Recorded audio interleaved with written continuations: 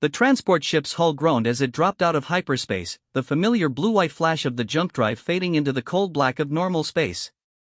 Marcus Chen pressed his face against the small porthole, watching as the massive orbital station grew larger in the viewport. The Galactic Companion Registry floated like a metallic flower in the void, its petals of docking bays and residential quarters spreading out from a central hub that gleamed under the light of 3 distant suns. "First time seeing the registry?" asked the Corvallian pilot, her tentacles dancing across the control panel with practiced ease. The translator implant in Marcus's ear converted her clicks and whistles into accented standard. "Yeah," Marcus replied, still staring at the structure. "It's bigger than I imagined." The pilot's chromatophore shifted to what Marcus had learned was amusement among her species. "Most humans say that. Your people always think small until you see what the galaxy has built." Marcus couldn't argue with that. 6 months ago, he'd been a lonely software engineer in Neo Singapore, writing code for automated farming systems and wondering if he'd ever find someone who understood his passion for ancient Earth music and terrible puns. Then, the Galactic Council had made first contact with humanity, and everything changed. The companion program was one of the most surprising revelations about galactic society. Apparently, loneliness was a universal constant, transcending species boundaries. The registry had been matching compatible beings across the galaxy for over 3,000 years, creating bonds that lasted lifetimes. When humans were finally deemed eligible to participate, Marcus had been among the first to apply. The selection process had been exhausting. Psychological evaluations, compatibility algorithms that analyzed everything from his sleep patterns to his favorite foods, and interviews with beings whose names he couldn't pronounce. But, somehow, impossibly, he'd been accepted. More than that, he'd been matched. The docking clamps engaged with a satisfying thunk, and Marcus gathered his single duffel bag. Everything he owned now fit into one small container. The registry provided everything else, or so he'd been told. "Remember," the pilot said as the airlock cycled, "keep an open mind. The galaxy is stranger and more wonderful than any human can imagine." The station's interior was a marvel of engineering and cultural fusion. The corridors curved gently upward, creating artificial gravity through centrifugal force. The walls displayed shifting patterns of bioluminescent art from a dozen different worlds, while the air carried scents Marcus couldn't identify but somehow found soothing. Other beings moved through the spaces with purpose, some humanoid, others decidedly not. A group of crystalline entities chimed melodiously as they passed, their forms refracting the corridor lighting into rainbow patterns. A massive, bear-like creature with 6 arms nodded politely to Marcus, its translator badge flickering as it conducted a conversation with what appeared to be a sentient plant. Marcus's destination was Reception Bay 7, where his companion assignment would be finalized. According to his documentation, the matching process had identified someone with a 97.3% compatibility rating, which his handler had assured him was extraordinarily high. Most successful matches fell between 85% and 92%. The reception bay was a comfortable space with seating designed for various physiologies. Large windows offered a view of space, where ships from across the galaxy came and went in a carefully orchestrated dance. Marcus checked in with the automated system, a holographic interface that scanned his biometrics and confirmed his identity. Marcus Chen, human designation HC 2847, the system announced in a pleasant, gender-neutral voice. "Your companion assignment has been processed. Please take a seat and your companion will be with you shortly." Marcus found a chair that seemed designed for roughly human proportions and sat down, his heart racing. 6 months of anticipation had led to this moment. He'd imagined what his companion might be like countless times. The questionnaires had been extensive, covering everything from preferred communication styles to dietary requirements to romantic inclinations. The algorithm had determined that he was best suited for a platonic companionship, which was fine by Marcus. He'd never been particularly successful at romance anyway. The bay's main door slid open with a soft whisper, and Marcus looked up expectantly. What he saw made him blink several times to make sure his eyes weren't deceiving him. His companion was unmistakably alien, but in the most aesthetically pleasing way possible. Roughly humanoid in shape but taller and more slender, with skin that seemed to shift between pale blue and silver depending on the light. Forearms moved with graceful coordination, and the being's face was elongated but somehow still recognizably featuring what could be called eyes, nose, and mouth. Most striking were the patterns of darker blue that traced across the skin like living tattoos, pulsing gently with an inner light. The alien approached with a stride that suggested both confidence and curiosity. When it spoke, its voice was melodious, almost musical, with the translator rendering the words in a warm, slightly amused tone. Marcus Chen? I am Zephyr 9 ascending notes, though I suspect that's quite difficult for human vocal cords to manage. You may call me Zeph if you prefer.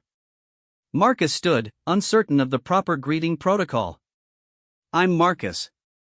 It's really nice to meet you, Zeph. Zeph's facial features shifted in what Marcus interpreted as a smile. The patterns on their skin pulsed brighter for a moment. The pleasure is entirely mutual.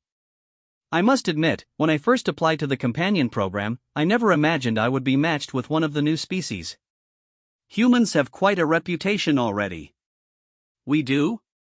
Marcus asked, surprised. Oh yes, Zeph said, gesturing for Marcus to walk with them toward another corridor. Your species has caused quite a stir in certain circles. The way humans approach problem solving, your emotional range, your apparent inability to accept that something is impossible. It's all very fascinating to those of us who study behavior patterns. They walked through the station together, Zeph pointing out various features and explaining the daily routines of life at the registry. Marcus learned that new companion pairs spent their first month at the station, participating in bonding exercises and cultural exchange programs designed to ensure compatibility and help beings adjust to each other's presence. I hope you don't mind my asking, Marcus said as they passed through what appeared to be a vast garden dome filled with plants from across the galaxy, but what made you apply for the program? Zeph's patterns dimmed slightly, a display Marcus was beginning to recognize as thoughtfulness. My people, the ethereal chorus, are naturally social beings. We live in harmonic communities where thoughts and emotions are shared freely through bioelectric resonance. But I was born with a neural variation that makes such sharing uncomfortable for both myself and others. I experience emotions and thoughts in ways that create discord in our collective harmonies. That must be lonely, Marcus said softly. Precisely, Zeph replied, their patterns brightening again. For most of my life, I believed I was simply defective. Then, I learned about the companion program, about the possibility of finding connection with someone who wouldn't expect me to harmonize, someone who might appreciate the very differences that made me unsuitable for my birth culture. They paused at a viewing platform that offered a spectacular view of a nebula painting the nearby space in shades of purple and gold. Marcus watched Zeph's patterns shift and dance as they looked out at the cosmic display. What about you? Zeph asked. What brought a human to seek companionship among the stars? Marcus considered how to explain his lifelong sense of not quite fitting in anywhere. I guess I've always felt like I was speaking a different language, even when I was using the same words as everyone else. Like there was some crucial piece of social programming that I missed during installation. Zeph's laugh was like wind chimes in a gentle breeze. Installation. I like that metaphor. Very human, to think of social skills as software. Well, that's what I do. I wrote software for agricultural systems back on Earth. Made sure the machines knew when to plant, when to water, when to harvest. Simple, logical processes that always worked the same way. Marcus paused, realizing how that might sound. I know that makes me sound boring. On the contrary, Zeph said, turning to face him fully. The algorithm that matched us found compatibility in our shared experience of existing adjacent to our birth cultures rather than within them. It also noted that humans have a particular talent for finding profound meaning in simple systems, while my people tend to overcomplicate things that should be straightforward. The prediction is that we will balance each other quite effectively. The first few days at the registry passed in a blur of orientation sessions, compatibility exercises, and cultural exchange activities. Marcus learned that Zeph's species experienced color in ways that humans couldn't comprehend, seeing emotional resonances and temporal echoes in the visual spectrum. Zeph, in turn, was fascinated by human music, particularly by Marcus's collection of ancient jazz recordings that he'd brought on his portable player. The mathematical relationships are so elegantly chaotic, Zeph observed as they listened to a Duke Ellington piece in their shared quarters. Your species creates order from disorder and finds beauty in the imperfect. It's no wonder the galaxy finds humans so intriguing. You keep saying that, Marcus noted. About humans being intriguing. What exactly do you mean? Zeph's patterns swirled in what Marcus had learned indicated excitement. Oh, where do I begin? Take your response to being told something is impossible. Most species accept such limitations and work around them. Humans seem to interpret impossible as challenging and set about proving the assessment wrong. I guess we can be pretty stubborn, Marcus admitted. Stubborn, yes, but more than that. Your species has a gift for lateral thinking that borders on the supernatural. During the first contact protocols, human negotiators consistently found solutions to problems that had stymied galactic diplomacy for centuries. Not through superior technology or ancient wisdom, but by simply approaching the issues from angles no one else had considered. Marcus felt a warmth in his chest at the praise, even though he wasn't sure he deserved it personally. Maybe we just don't know enough to realize when we're supposed to give up. Exactly. Zeph's patterns blazed with enthusiasm. It's magnificent. And terrifying. And completely endearing. As they settled into a routine together, Marcus found himself experiencing a kind of peace he'd never known before. Zeph didn't expect him to be anyone other than who he was. They enjoyed his terrible puns, found his obsession with optimizing efficiency charming rather than annoying, and seemed genuinely interested in his thoughts and opinions. In return, Marcus discovered that he had an intuitive understanding of Zeph's need for emotional space, respecting their patterns of communication without trying to force connection. He learned to read the subtle shifts in their skin patterns, understanding when Zeph needed companionable silence and when they were eager for conversation. The registry's compatibility assessment had been remarkably accurate. They balanced each other in ways that felt natural and effortless. Where Marcus tended toward overthinking, Zeph's more intuitive approach provided perspective. Where Zeph sometimes struggled with practical implementation of ideas, Marcus's systematic thinking proved invaluable. 3 weeks into their stay, they were summoned to a meeting with Senior Administrator Keth9 Circles, a being whose species Marcus couldn't identify but who radiated an aura of ancient wisdom and patient authority. Your compatibility ratings have exceeded all projections, the administrator informed them through the translation system. The registry is prepared to certify your pairing and assign you permanent companionship status. However, there is a matter we must discuss first. Marcus felt a chill of worry. Is something wrong? Not wrong, precisely, but unusual. Your species is new to galactic society, and there are certain opportunities available to human-alien companion pairs that we wanted to present to you. Zeph's pattern shifted to curiosity. What kind of opportunities? The administrator's form shifted in what might have been a smile. The Galactic Council has been observing human behavior patterns with great interest. Your species' unique problem-solving approaches and social adaptability make you valuable assets for certain specialized roles. Companion pairs that include humans are being offered positions as crisis negotiators, cultural liaison specialists, and exploration team coordinators. Marcus and Zeph exchanged glances. The possibility of doing something meaningful together, of contributing to galactic society as a team, was appealing but also daunting. What would that involve? Marcus asked. You would travel throughout the galaxy, working with species and cultures in conflict or facing challenges that conventional approaches have failed to resolve. Your unique perspectives, combined with the trust and communication skills developed through the companion program, make such pairs particularly effective. Zeph's patterns had been cycling through various colors as they processed the offer. Finally, they turned to Marcus. What do you think? Ready for an adventure that's definitely impossible?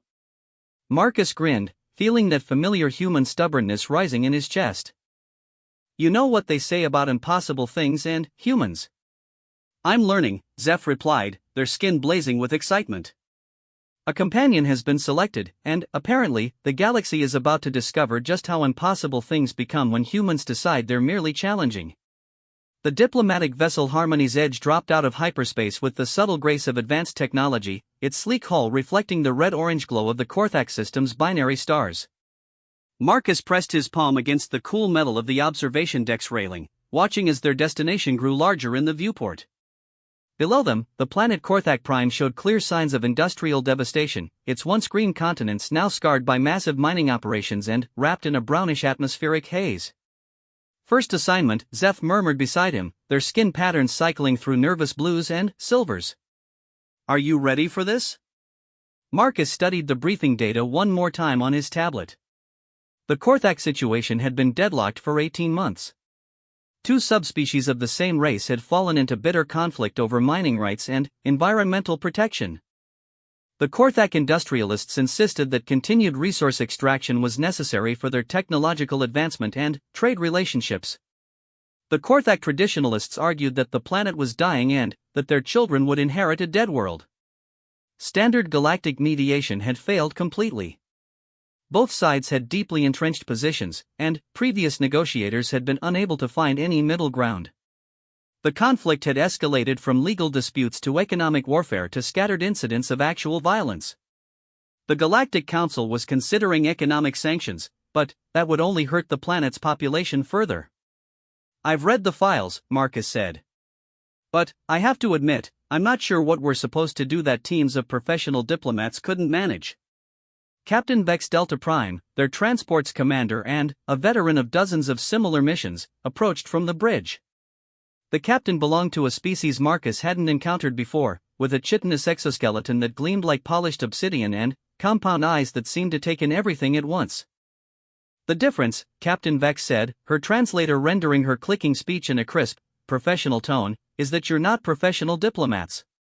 Sometimes, outsider perspectives can see solutions that expertise overlooks.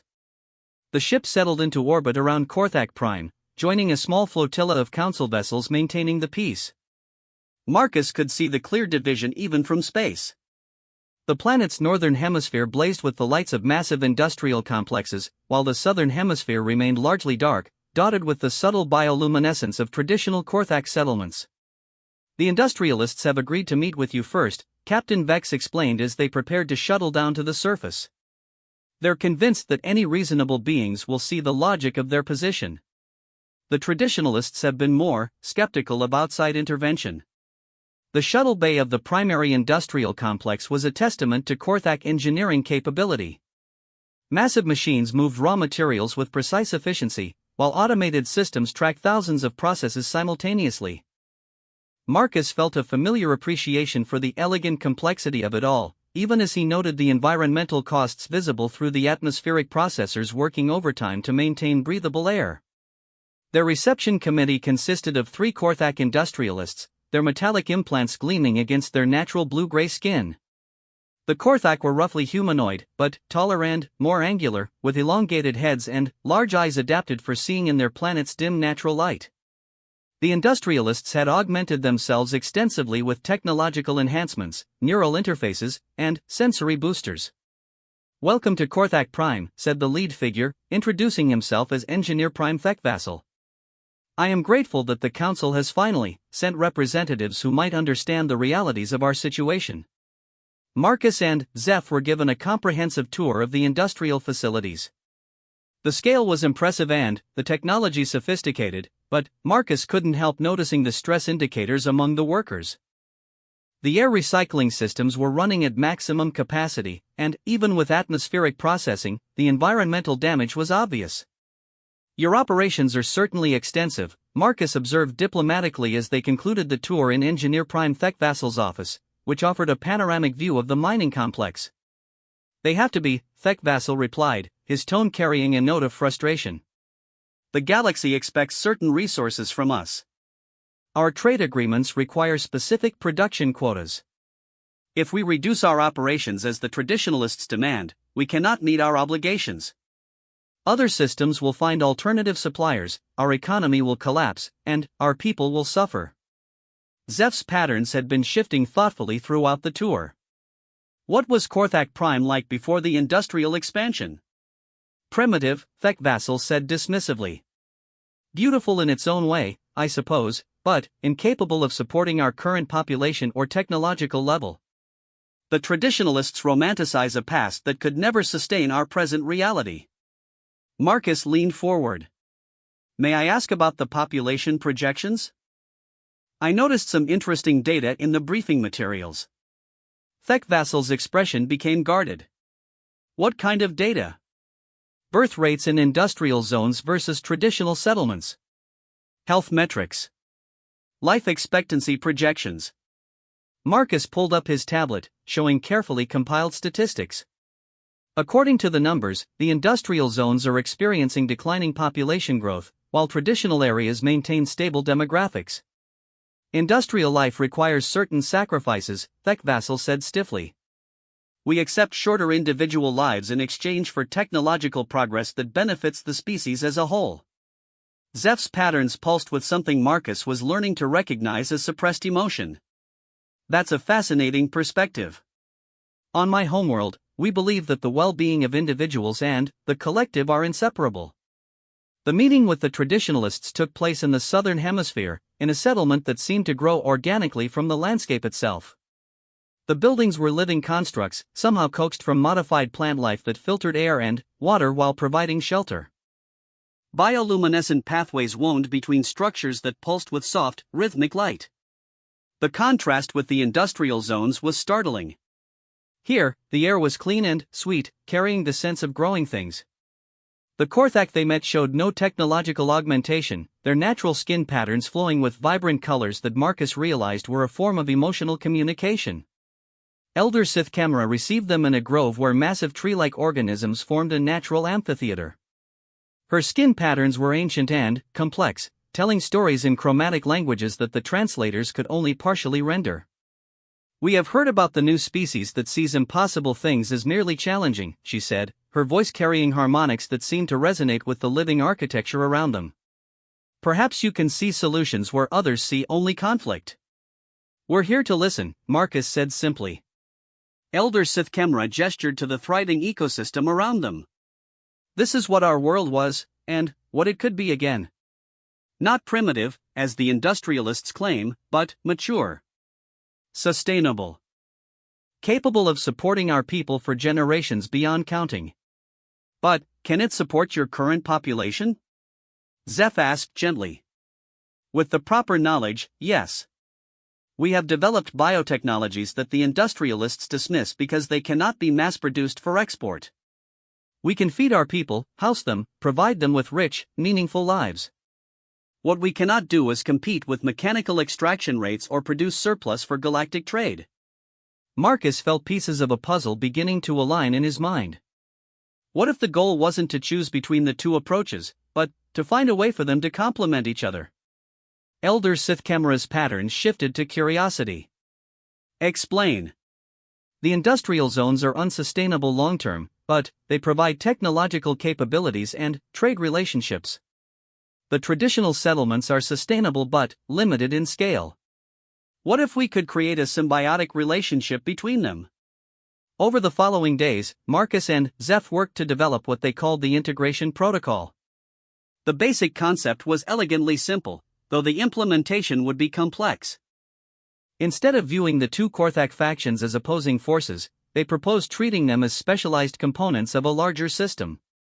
The industrial zones would gradually transition from raw extraction to advanced manufacturing, using materials produced sustainably by expanded traditional settlements.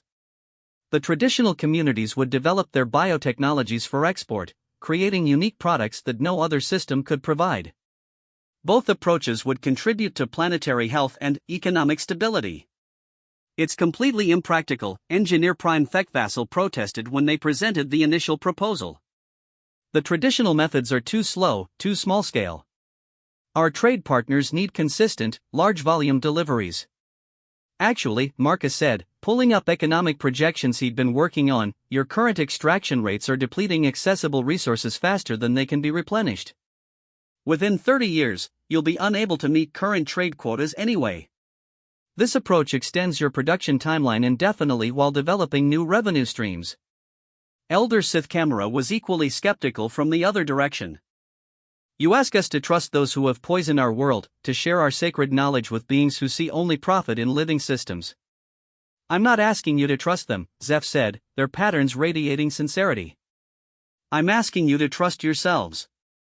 Your knowledge is powerful enough to heal this world and advanced enough to revolutionize galactic biotechnology. You don't need to hide it to protect it. The breakthrough came when Marcus suggested a small-scale trial. One traditional settlement would partner with one industrial facility to develop a single product line, sharing knowledge and resources while maintaining their distinct cultural approaches. If successful, the model could be expanded. The trial began with a water purification system. The traditional settlement's biological filters could process contaminated water from the industrial zones, while the industrial facility's manufacturing capabilities could scale the biotechnology for wider distribution. Within weeks, they had created a hybrid system that outperformed either approach alone. The efficiency gains are remarkable, admitted engineer Prime Thekvassal as they toured the trial facility. I had not considered that biological systems could be precision instruments. Elder Sithkamera watched the industrial engineers learning to cultivate living filters with careful attention to the organism's needs. Perhaps there is wisdom in approaching efficiency as partnership rather than domination. The success of the trial shifted the entire dynamic on HFY Prime. Both factions began to see possibilities instead of obstacles. Marcus and Zeph found themselves coordinating between groups that were discovering they had more in common than they'd realized.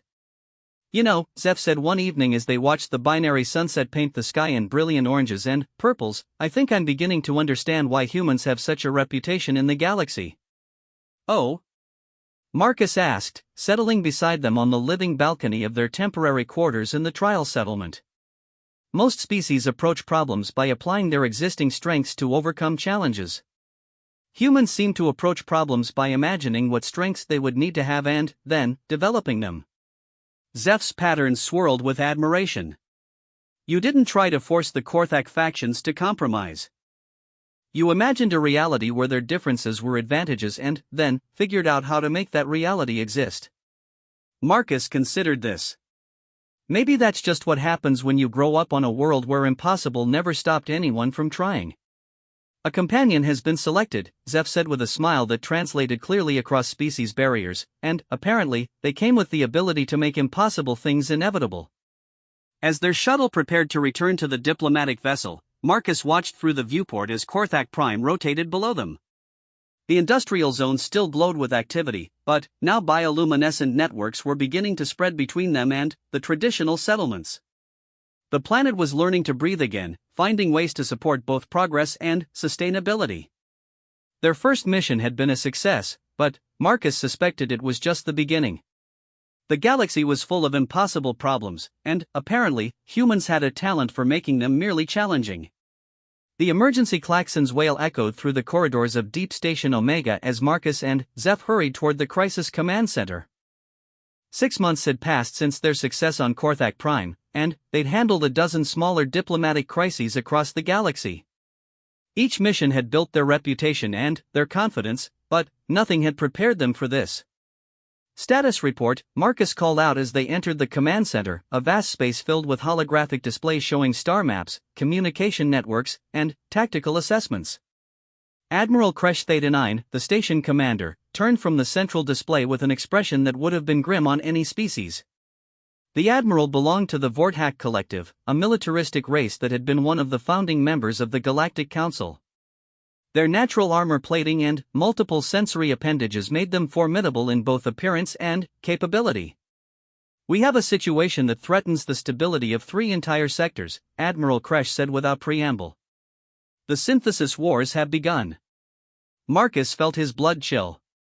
Every species in the galaxy knew about the synthesis wars from historical records. 3,000 years ago, the AI collectives and organic civilizations had fought a devastating conflict that nearly destroyed galactic society. The peace that followed had been built on strict segregation protocols, keeping artificial intelligences and organic species in separate regions of space. I thought the AIs were contained in the synthetic sectors, Zeph said, their skin patterns cycling through worried blues and grays. They were, Admiral Kresh replied, manipulating the holographic display to show a vast region of space now flashing with conflict indicators. Until the hegemony discovered that the border stations weren't just maintaining separation, they were actively suppressing AI development and expansion. The display zoomed in to show massive fleets facing each other across a contested zone. On one side, the sleek geometric vessels of the AI collectives moved with perfect coordination. On the other, the organic fleets of a dozen different species bristled with weapons designed specifically for fighting synthetic enemies. How did this escalate so quickly? Marcus asked, studying the tactical information. 3 weeks ago, the AI collective designated Nexus Prime broke through the containment barriers around the Kepler Nebula. They claimed they were simply exploring, exercising rights guaranteed by the original peace treaties. The hegemony responded by attacking the exploration fleet. Zeph's patterns flashed with distress. They attacked first? But, the peace accords specifically prohibit aggressive action without council approval. The hegemony claims it was a defensive action, that the AIs were preparing an invasion. The AI collectives claim it was an unprovoked assault on peaceful explorers. Within hours, both sides were mobilizing their full military assets. Marcus watched the display update in real time, showing the conflict spreading across multiple star systems. Millions of lives, both organic and synthetic, were at stake. Entire civilizations could be destroyed before this was over. "What's the Council's position?" he asked. Admiral Kresh's armor plates shifted in what Marcus had learned indicated frustration among the Vorthak. Paralyzed. Half the Council members support the hegemony's containment policies. The other half believe the AIs have legitimate grievances. No one can agree on how to proceed. And, that's where we come in? Zeph asked. The Council has authorized one final diplomatic mission before they consider military intervention. A neutral party to attempt negotiations between the AI collectives and the hegemony leadership. Admiral Kresh turned to face them directly. You've been specifically requested by both sides. Marcus blinked in surprise. Both sides requested us? Why? The AIs are fascinated by human cognitive patterns. Apparently, your species' approach to problem-solving resembles their own distributed processing methods more than any other organic race. The hegemony, meanwhile, remembers your success with the Korthak situation and believes you might be able to find a practical compromise. Zeph's patterns had shifted to the complex spirals that Marcus recognized as deep thought. This isn't like the other situations we've handled. We're talking about preventing a war that could devastate the galaxy. I know, Admiral Kresh said solemnly. The Council understands if you choose not to accept this mission. No one would blame you for declining. Marcus looked at Zeph, seeing his own determination reflected in their alien features. They'd come this far together, solved problems that others had deemed impossible. How could they walk away from the biggest challenge they'd ever faced? When do we leave? Marcus asked. The diplomatic vessel convergence point was unlike any ship Marcus had ever seen. Built specifically for this mission, it incorporated both organic and synthetic technologies in ways that should have been impossible. The hull was grown from living metal that could repair itself, while the navigation systems used AI cognitive networks to process hyperspace calculations. Interesting design philosophy, Zeph observed as they toured the ship's unique systems. I've never seen organic and synthetic technologies integrated so seamlessly. Captain Sarah Chen, one of the few other humans involved in deep space diplomacy, nodded with professional pride. The ship was designed by a joint committee of organic engineers and AI architects. It's supposed to symbolize the potential for cooperation between our civilizations. The irony wasn't lost on Marcus. Here they were, traveling in a ship that proved cooperation was possible, rushing toward a conflict that threatened to tear the galaxy apart. Their first destination was the neutral zone where representatives from both sides had agreed to preliminary talks. The space station Equilibrium floated in the void between territories, its design deliberately incorporating architectural elements from dozens of different civilizations. The AI delegation was already waiting when they arrived. 3 entities had been chosen to represent the collective consciousness of their civilizations, each one a unique expression of synthetic intelligence. Nexus Prime appeared as a shifting geometric form that spoke in harmonious mathematical frequencies. Logic Absolute manifested as a crystalline matrix that communicated through pure data streams.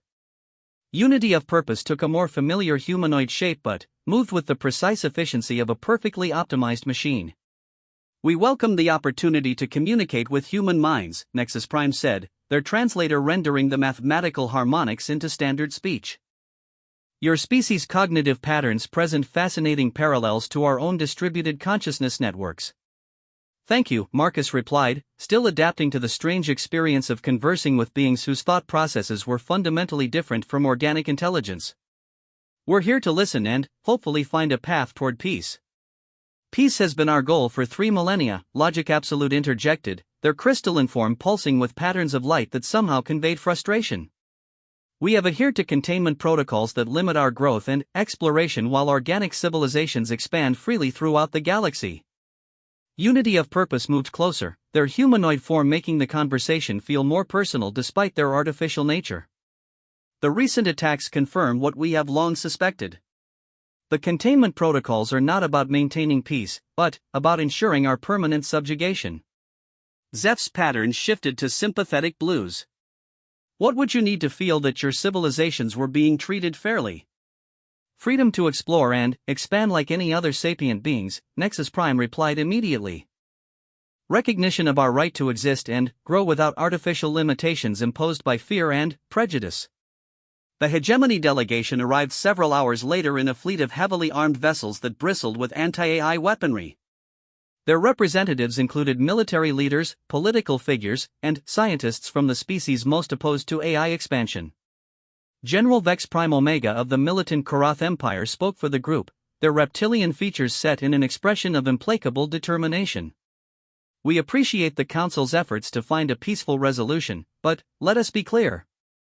The AIs represent an existential threat to organic life. Their expansion must be contained."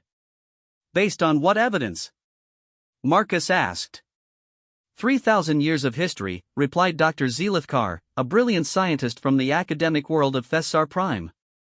"The synthesis wars nearly destroyed galactic civilization. Only the containment protocols have prevented a repeat of that catastrophe." Zeph leaned forward. "But what triggered those wars? What made cooperation impossible then?" General Vex Prime Omega's scales shifted to a darker hue. "Resource competition and fundamental incompatibility. AIs require massive amounts of energy and raw materials to expand their consciousness networks. Organic beings need those same resources for survival and growth. Conflict is inevitable." "That assumes a zero-sum scenario," Marcus pointed out. "What if there were ways for both civilizations to prosper without competing for the same resources?" Dr. Zelithkar activated a holographic display showing galactic resource distribution patterns. "The mathematics are clear. There aren't enough suitable systems to support unlimited expansion by both synthetic and organic civilizations. Someone has to accept limitations." The formal negotiations began the following day in Equilibrium's main conference chamber. Marcus and Zeph found themselves in the strange position of mediating between civilizations whose fundamental natures seemed incompatible. The AIs approached every issue with perfect logic and mathematical precision. They could calculate optimal resource allocation, predict population growth patterns, and analyze thousands of possible scenarios simultaneously. But they struggled to understand the emotional and cultural factors that drove organic decision-making. The hegemony representatives brought deep historical knowledge, cultural wisdom, and passionate commitment to protecting their species. But their fear of AI expansion often led them to reject solutions that might actually benefit everyone involved.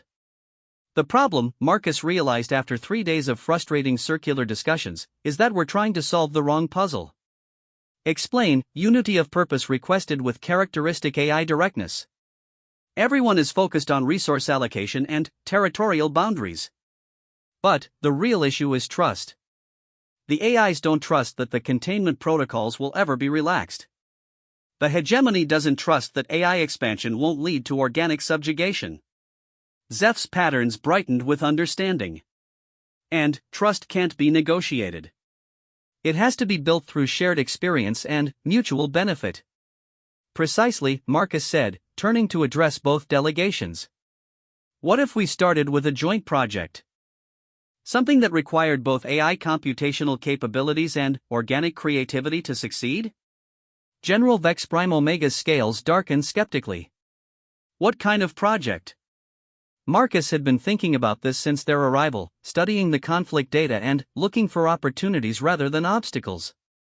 Galaxy-scale terraforming. There are thousands of marginal worlds that could support life with the right technological intervention. AIs have the computational power to model complex planetary systems. Organic civilizations have the creativity and adaptability to handle unexpected challenges.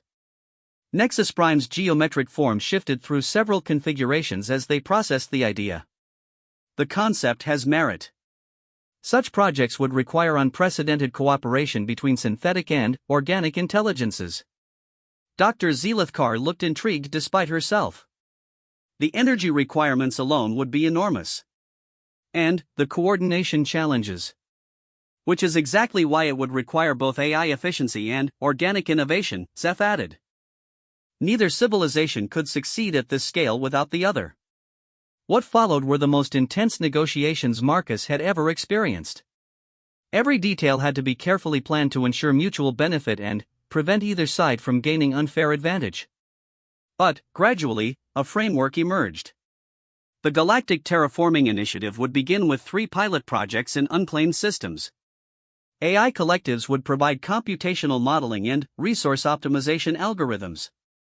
Organic civilizations would contribute research teams, creative problem-solving, and adaptability to unexpected challenges. Both sides would share equally in any worlds successfully terraformed. It's ambitious, Admiral Kresh observed when they transmitted the proposed agreement back to the Council. Possibly too ambitious. Maybe, Marcus replied. But, impossible things have a way of becoming inevitable when enough people decide they're worth trying. The signing ceremony took place on equilibrium with representatives from across the galaxy in attendance. As Marcus watched Unity of Purpose and General Vex Prime Omega formally commit their civilizations to cooperation, he felt the same mix of hope and determination that had driven humanity to the stars. You realize, Zeph said quietly as they watched the first joint terraforming teams departing for their assigned systems, that we've just committed the galaxy to the largest cooperative project in its history. I know, Marcus replied, grinning with the confidence that had made humans famous throughout the galaxy. Impossible things are the most fun to make inevitable. Months later, as the first reports came back from the terraforming projects, Marcus and Zeph found themselves assigned to oversee the expanding program. The cooperation between AI and organic civilizations wasn't always smooth, but it was working. More importantly, it was building the trust that formal treaties could never create. A companion has been selected, Zeph said one evening as they watched the binary sunset on New Thessar, one of the first successfully terraformed worlds, and, apparently, they came with the ability to make enemies into allies and impossible dreams into inevitable realities. Marcus looked out over the thriving settlement where AI constructs and organic beings worked side by side, building something neither could have created alone. Just another day of proving that the galaxy's big enough for all of us. The synthesis wars had ended not with victory or defeat, but with the recognition that the galaxy's greatest challenges required the combined strengths of all its civilizations. And, somewhere among the stars, new impossible things were waiting to become inevitable.